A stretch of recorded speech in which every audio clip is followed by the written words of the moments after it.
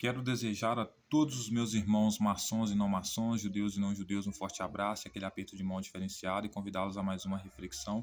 Hoje eu quero refletir sobre discípulos, sobre ter seguidores, né, sobre ser um líder, porque muitos falam um ponto positivo, né, no fato de você ser protegido, você estar cercado de pessoas, mas ninguém lembra do ponto negativo, né? E o ponto negativo é que essas pessoas que querem um líder, né, que querem ter seguidores ou que querem seguir alguém, elas sempre depositam nessa pessoa suas crenças, suas ideologias, seus desejos, né? E quando essa pessoa não corresponde, esse líder não corresponde, essas pessoas agem como falsas, né? Ou seja, elas pediram um Messias, mas no final elas acabam escolhendo o Barrabás, o bandido, né? Ou alguma coisa nesse sentido, né? Toda vez que elas são contrariadas, né? E eu digo isso, né? Inspirado em um dos personagens que muitas pessoas reconhecem como líder, né? Nos textos bíblicos, que é Jesus, né? Que aconteceu exatamente a mesma coisa que ele, né? E eu gostaria de refletir sobre isso, né? A respeito do que Mateus disse sobre Jesus, né? Pelo fato dele ter sofrido justamente por quê? Porque ele já nasceu, né?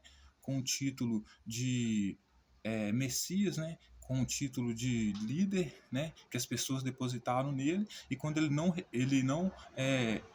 retribuiu, ou ele não representou, ou ele não atendeu a demanda, ao desejo dessas pessoas, essas pessoas acabaram crucificando ele e tratando ele como bandido, né?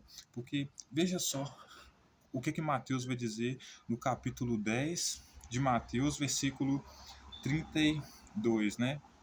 Ele vai dizer assim: portanto, todo aquele que me confessar diante dos homens, também eu confessarei diante do meu Pai que está nos céus. Mas aquele que me negar diante dos homens, eu também negarei diante do meu Pai que está no céu. Então, ele já começa dizendo que ele ia negar Pedro, né? Que foi inclusive o que ele disse que era pedra de tropeço para ele, que ele vai chamar de Satanás, né?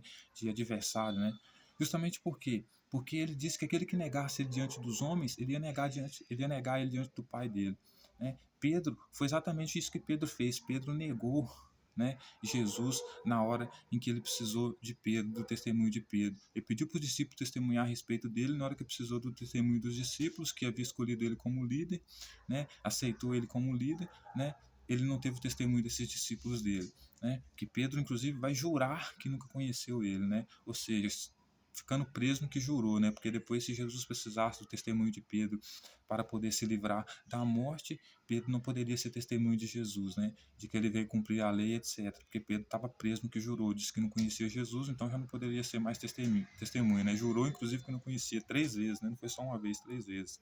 Então, olha só o que Jesus vai dizer a respeito da dificuldade, né? Que vai ser um momento que vai entrar num debate com João, com João, né? Porque ele vai dizer o seguinte, ó: não penseis que vim trazer paz à terra, mas não vim trazer paz, vim trazer a espada, né? Ele vai dizer que vem trazer divisão entre homem, né, e a sua mulher, entre pai e filha, entre nora e a sua sogra, né? Aí ele vai dizer o seguinte, olha só que interessante: quem amar mais o pai ou a mãe do que ele não é digno dele, né? Então, ou seja, mais um discípulo que não era digno dele, né? Aquele que diz que ia enterrar o pai e a mãe, Jesus disse para ele: não, deixe que os mortos enterrem seus mortos e continuem me seguindo, né? Então, ou seja, ele vai dizer o seguinte: e quem não toma tua cruz e vem após mim, não é digno de mim. Nenhum dos discípulos dele levou a cruz junto com ele. Então, por isso, nenhum dos discípulos dele era digno junto com ele, digno dele. Ele vai dizer: quem acha sua vida, perdê-la-á, e quem todavia perder a sua vida por minha causa, achá-la-á, né? E por que que aqui ele entra no debate com justamente João, né? Porque você vai ver que depois João, quando vai ser preso no cárcere, ele vai mandar 2 discípulos, né, para perguntar a Jesus se Jesus era realmente aquele Cristo que eles estavam esperando, ou se eles deviam esperar outro. Por que que João faz essa pergunta? Os discípulos de João manda os discípulos dele fazer essa pergunta para Jesus, né? Porque João estava pregando Jesus, o Cristo que João estava pregando, né, é o Cristo que ia vir como cordeiro. E qual que era a função do cordeiro no texto bíblico, na lei antiga? Era morrer pelo perdão dos pecados das pessoas. Então ele pregava um Cristo que vinha morrer como sacrifício humano feito por eles, né, pelo perdão dos pecados dele, né? Então por que que ele entra nesse debate com João, né? Porque ele vai dizer para João o seguinte: aquele que não quiser pegar a sua cruz e vir após mim, não é digno de mim. Isso vai completamente contra o ensinamento de João. Por isso que João pergunta se ele é o Cristo mesmo que nós estamos esperando ou devemos esperar outro? Ele é o Cristo que nós estávamos esperando ou devemos esperar outro? Por quê? Porque se por um lado João ensinava que ele era o Cristo, o Cordeiro que ia morrer pelo pecado deles, Jesus está dizendo o seguinte: não, cada um morre pelo seu pecado, cada um carrega a sua cruz. Se você não carregar a sua cruz e vir após mim, você não é digno de mim. Por isso que ele dizia para os discípulos dele, né? Se a justiça de vocês não for muito mais melhor, né? Não exceder muito, não é pouco, e muito a dos escribas e fariseus, vocês também não são dignos de mim, não vão entrar no reino dos céus. Por quê? Porque a justiça deles não era melhor do que a dos escribas e fariseus. A justiça dos escribas e fariseus, você pecou, você sacrificava um animal para perdão de seus pecados. Na justiça de João, você pecou, você matava um inocente que era Jesus para perdão de seus pecados. Então a justiça dele não era melhor. A justiça de João, a religião de João não era melhor do que a religião dos escribas e dos fariseus. Porque lá eles matavam o animal para perdão dos pecados das pessoas. Mas na religião de João, um ser humano tinha que ser morto pelo perdão do pecado deles. Então é melhor você matar um animal para perdão dos pecados de todas as pessoas, porque você já vai matar o animal para se alimentar mesmo, do que você matar um ser humano para perdão dos pecados de todas as outras pessoas, como João queria fazer com Jesus. Certo? Então ele vai dizer: se você não pegar a sua cruz e vir após mim, você não é digno de mim. Então João não era digno de Jesus, Pedro não era digno de Jesus, nenhum dos discípulos era digno de Jesus, porque nenhum ajudou ele a carregar a cruz, nenhum carregou a sua cruz junto com ele. Porque ele falou: vocês vão ter que perder a vida por minha causa. Certo? Porque ele dizia que era o Cristo, mas ele era o Cristo, né, que aqui simboliza o Messias, conforme as Escrituras mandavam. E o Messias, que estava nas Escrituras, é aquele que vinha cumprir a lei como ele falou que vinha, que incluía o que? O sacrifício de animais para perdão dos pecados. Sacrifício de animais para perdão dos pecados, como a lei mandava, como a aliança que Deus trouxe. E não o sacrifício de um ser humano para perdão do pecado dos outros. Né? Então, ele vai dizer o seguinte, né?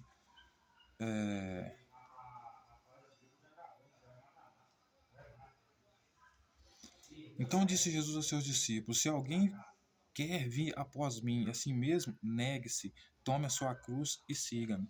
Então ele está dizendo para os discípulos dele: vocês querem vir após mim? Vocês querem ter algum tipo de salvação do pecado de vocês? Negue a si mesmo.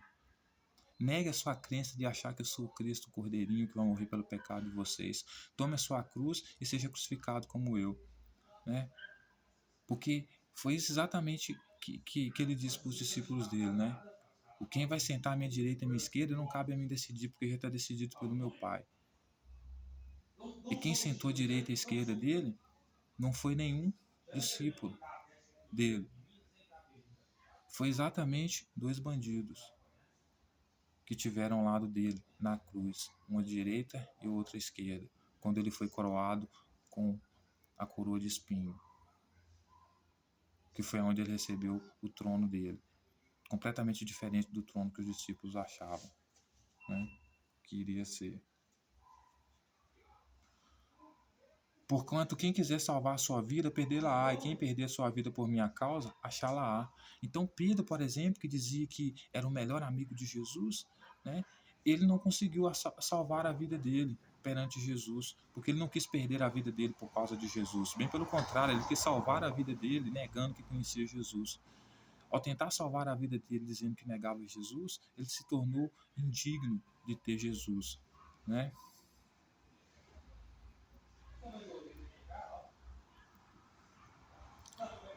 Então você iria receber o seu galardão na justiça dele conforme as suas obras. E as obras, elas importavam muito, porque as suas obras incluíam pegar a sua cruz e seguir ele nos tempos de vida dele. Nenhum deles fez isso. Todos eles correram. Então, veja bem, até que ponto vale a pena você ter seguidores, senhoras e senhores? Essa é a minha pergunta, né? Porque, veja bem, João, ele era um cara que tinha seguidores. E ele disse que tinha alguém que era maior do que ele, que era Jesus. E Jesus vinha como um cordeiro, vinha morrer pelo pecado pelo pecado deles, certo? Quando Jesus chega, Jesus já diz completamente ao contrário.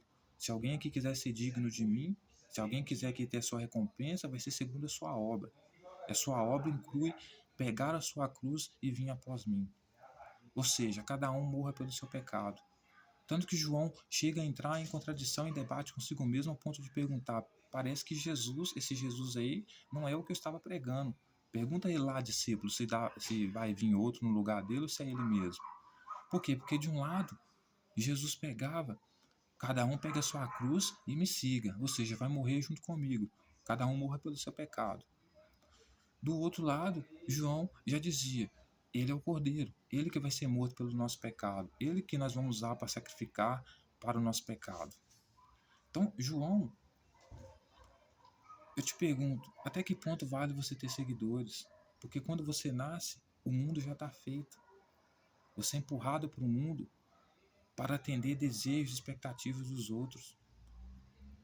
Jesus foi jogado no mundo para atender as expectativas e os desejos de João e dos seguidores de João, que queriam, para se livrar da lei judaica e criar uma nova religião, precisavam sacrificar um ser humano para trocar aliança, né? Sacrificar um ser humano para perdão dos pecados, e escolheram Jesus para isso. Mas segundo Mateus, quando Jesus estava vivo, ele disse: não, não, não, não, não. Com certeza, eu não sou esse Cristo que vocês estão esperando aí. Porque João manda perguntar se Jesus é o Cristo que ele estava esperando, porque ele ficou sabendo que Jesus disse que cada um deveria pegar a sua cruz e seguir a ele, morrer por causa dele. E João esperava que Jesus viesse morrer, ele sozinho, para perdão dos pecados de todas as outras pessoas. Certo? Então, até que ponto vale ter seguidores? Porque a partir do momento que Jesus não atendeu a demanda dos discípulos de João, que também eram judeus, né? Muitos gentios, mas alguns judeus também, né? Muitos dos discípulos de João foram que estiveram na cruz negando que conhecia ele, pedindo a morte dele, junto com os anciãos, os escribas e os fariseus. Né? Por quê? Porque eles eram pessoas que esperavam uma pessoa que morresse pelo pecado deles, que morresse no lugar deles, e não cada um carregar o peso da sua responsabilidade, a carga da sua responsabilidade, a sua própria cruz. Jesus disse: quem quiser ter seu galardão vai ter que pegar a sua cruz e vir após mim. Os únicos que tiveram o galardão, pegaram a cruz e foram após ele, foram exatamente os dois que foram crucificados e mortos como ele na cruz. Então, ou seja, João colocou uma carga sobre Jesus que não pertencia a ele. Por quê? Porque ele veio como Messias, como Cristo, como ele dizia, mas ele vinha para cumprir a lei. O que o Messias vinha fazer a respeito da lei? Ele vinha para cumprir a lei no sentido de trazer o sacrifício de animais para perdão dos pecados, trazer e restaurar o templo de Jerusalém, e não fazer como João, pregando batismo para perdão e arrependimento dos pecados, ou então sacrificar um ser humano para arrependimento dos pecados, como João estava fazendo.